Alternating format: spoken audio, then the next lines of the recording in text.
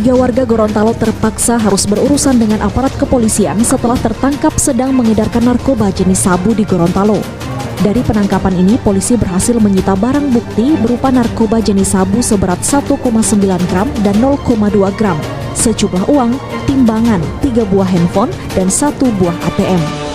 Penangkapan pelaku berawal dari informasi masyarakat, di mana salah satu pelaku berinisial ZB sedang membawa narkoba jenis sabu yang akan diedarkan di wilayah Gorontalo. Berbekal informasi tersebut, polisi melakukan penyelidikan dan berhasil menangkap pelaku di Jalan HB Yasin pada bulan Juli lalu. Tak sampai di situ, dari hasil pengembangan polisi juga berhasil mengamankan 2 pelaku lainnya, di mana salah satunya ditangkap di wilayah Toli-Toli, Sulawesi Tengah. Pengembangan lebih lanjut, ya, tim langsung bergerak karena mendapatkan informasi menuju ke Sulawesi Tengah. Dalam hal ini ditemukan di Toli-Toli itu sebanyak 1,9764 gram. Nah, ini di Toli-Toli ini yang mana sebenarnya?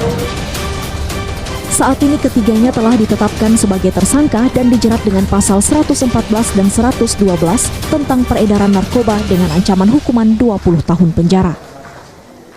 Mamat Kaida, Kompas TV, Kota Gorontalo.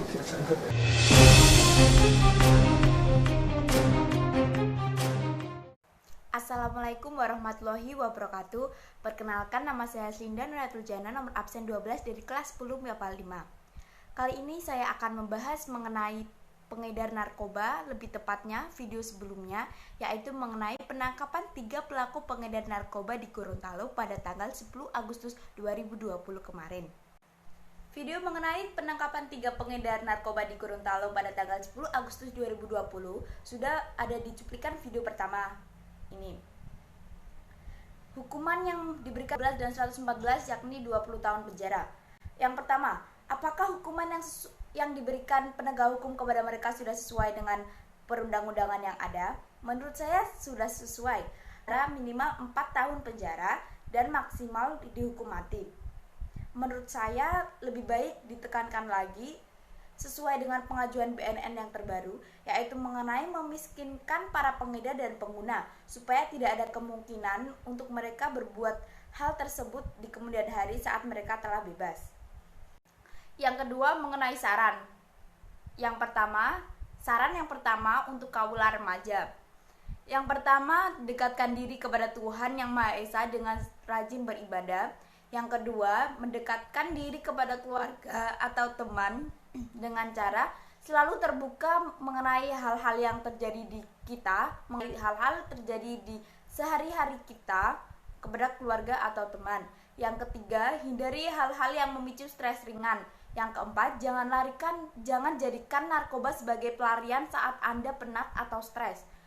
Jadikan pelarian itu mencari hiburan, seperti saya contohnya saat penat saya mencari hiburan dengan menonton K-pop.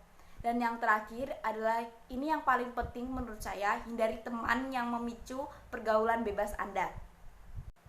Saran kedua yaitu untuk pemerintah. Hal-hal yang sering dilakukan oleh pemerintah sekarang ialah memberantas atau membakar seluruh lahan ganja yang ada.